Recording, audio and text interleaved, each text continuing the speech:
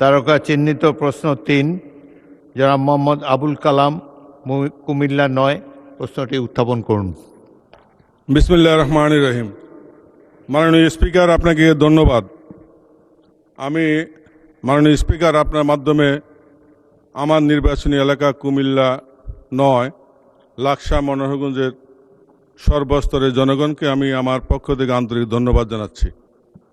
মাননীয় স্পিকার, আমি আপনার মাধ্যমে মাননীয় প্রধানমন্ত্রীর উত্তর দানের জন্য আমার তারকা চিহ্নিত প্রশ্ন 3 মহান জাতীয় সংসদে উপস্থাপন করছি।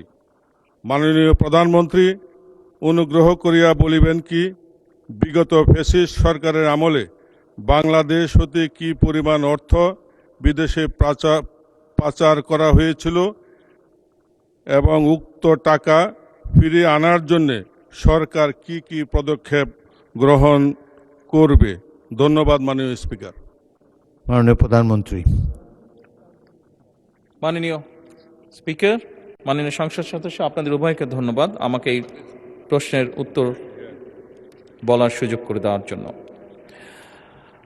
মাননীয় স্পিকার, সরকার পরিচালনার দায়িত্ব গ্রহণ করার পর থেকে আমরা দেখছি যে আমরা অত্যন্ত ভঙ্গুর একটি অর্থনীতি পেয়েছি। তারপরেও দুর্নীতিকে এই সময়ের মধ্যে যতটুকু সম্ভব দুর্নীতির টুটি চেপে ধরে এবং বিভিন্ন জায়গায় বিভিন্ন লিকেজ বন্ধ করার উদ্যোগ গ্রহণের মাধ্যমে আমরা চেষ্টা করছি কিভাবে জনগণের যে ট্যাক্সের টাকা সেটিকে সর্বোচ্চ অগ্রাধিকার দিয়ে সবচেয়ে ভালোভাবে সেটিকে জনগণের স্বার্থে এবং দেশের স্বার্থে ব্যবহার করা যায়।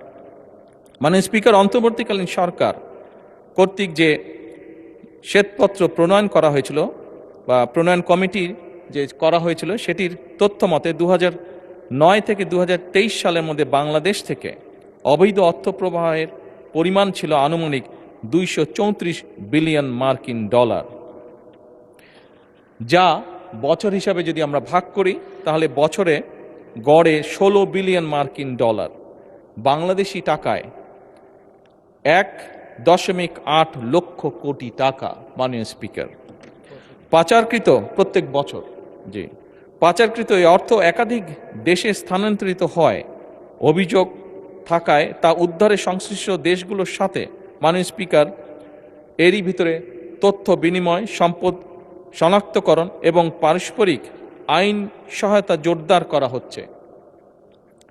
মাননীয় স্পিকার, এই লক্ষ্যে পারস্পরিক আইন সহায়তা চুক্তি বা মাল্টিপল লিগ্যাল অ্যাসিস্ট্যান্ট ট্রিটি সম্পাদন এবং মাল্টিপল লিগ্যাল অ্যাসিস্ট্যান্ট রিকোয়েস্ট এর বিনিময়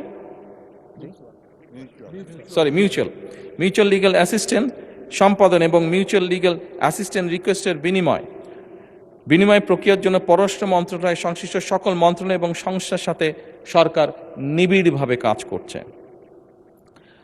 অর্থ পাচারের গন্তব্য যে দেশগুলো প্রাথমিকভাবে সরকার চিহ্নিত করতে সক্ষম হয়েছে সেই দেশগুলো হলো USA, UK, Canada, Switzerland, Australia, Thailand, UAE, Singapore, Malaysia এবং হংকং, চায়না। এদের মধ্যে 3টি দেশের মালয়েশিয়া, হংকং এবং সংযুক্ত আরব আমিরাতের সাথে চুক্তি স্বাক্ষরের বিষয়ে সম্মতি প্রদান করা হয়েছে। অপর 7টি দেশের সাথেও চুক্তি স্বাক্ষরের বিষয়টি মাননীয় প্রক্রিয়াধীন আছে। আমরা চেষ্টা করছি, আমাদের এন্ড থেকে আমরা চেষ্টা করছি এটাকে যত দ্রুত সম্পন্ন করা সম্ভব হয়। মাননীয় স্পিকার, ইতিমধ্যে বাংলাদেশ ব্যাংকের গভর্নরের সভাপতিত্বে একটি আন্তঃসংস্থা টাস্কফোর্স গঠন করা হয়েছে।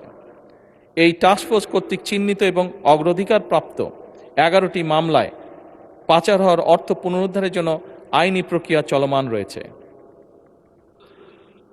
আন্তঃসংস্থা টাস্কফোর্স কর্তৃক চিহ্নিত অগ্রাধিকারপ্রাপ্ত কেসসমূহ অনুসন্ধান এবং তদন্তের জন্য দুর্নীতি দমন কমিশনের নেতৃত্বে এবং বাংলাদেশ পুলিশের CID, জাতীয় রাজস্ব বোর্ডের সেন্ট্রাল এজেন্সিয়াল সেল, শুল্ক গোয়েন্দা তদন্ত অধিদপ্তরের সমন্বয়ে 11টি যৌথ অনুসন্ধান ও তদন্ত দল গঠন করা হয়েছে। GIT গঠনের পর অগ্রাধিকার প্রাপ্ত মামলাগুলো অগ্রগতি নিম্নরূপ। মাননীয় স্পিকার, যেই নিম্নরূপ এটি পঠিত বলিয়া গণ্য করিতেছি। ধন্যবাদ মাননীয় প্রধানমন্ত্রী। ধন্যবাদ। জনাব মোহাম্মদ আবুল কালাম, কুমিল্লা 9, আপনি একটি সম্পূরক প্রশ্ন করতে পারেন। মাননীয় স্পিকার, আপনাকে ধন্যবাদ। আমার প্রশ্নের তথ্যবহুল উত্তর দানের জন্য আমি মাননীয় প্রধানমন্ত্রীকে আন্তরিক ধন্যবাদ জানাচ্ছি। মাননীয় স্পিকার, ফ্যাসিস্ট আওয়ামী লীগ সরকারের দীর্ঘ 16 বছরে বড় বড় মেগা প্রকল্পের নামে মেগা দুর্নীতি মাধ্যমে দেশ থেকে প্রায় 28 লক্ষ কোটি টাকা পাচার করে দেশকে তলাবিহীন ঝুড়িতে পরিণত করেছে। মাননীয় প্রধানমন্ত্রীর উত্তরের এক জায়গায় বলেছেন, পাচারকৃত অর্থ পুনরুদ্ধারের লক্ষ্যে ইতিমধ্যে 141টি মামলা রুজু হয়েছে, যার মধ্যে 25টি মামলার চার্জশিট দাখিল করা হয়েছে এবং 6টি মামলার রায় হয়েছে। মাননীয় স্পিকার, এমত অবস্থায় মাননীয় প্রধানমন্ত্রীর নিকট আমার সম্পূরক প্রশ্ন, পাচারকৃত অর্থ পুনরুদ্ধারকৃত মামলাগুলোর মধ্যে যেগুলি এখনও চার্জশিট হয়নি, উক্ত মামলাগুলোর দ্রুত চার্জশিট প্রদান সহ দ্রুত বিচার ট্রাইব্যুনালের মাধ্যমে বিচার কার্যক্রম সরকার গতিশীল করবে কি না। ধন্যবাদ মাননীয় স্পিকার।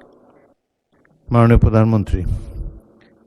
মাননীয় সংসদ সদস্য, আপনাকে ধন্যবাদ আপনার সম্পূরক প্রশ্নের জন্য। আপনি যেটি করেছেন, এক কথায় যদি বলতে হয়, এটি জনগণের অর্থ, এবং যেহেতু আমরা জনগণ দ্বারা নির্বাচিত সরকার, জনগণের প্রতি এবং দেশের প্রতি আমাদের একটি দায়বদ্ধতা আছে।